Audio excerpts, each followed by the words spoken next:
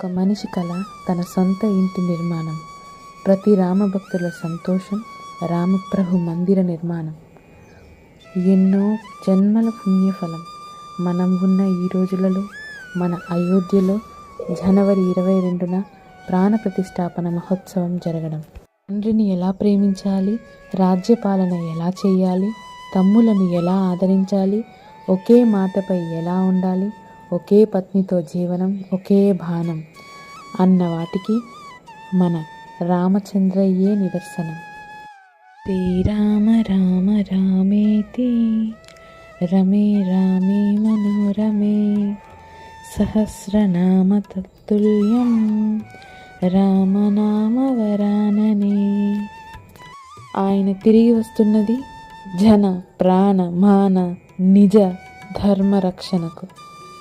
Jai Sriram.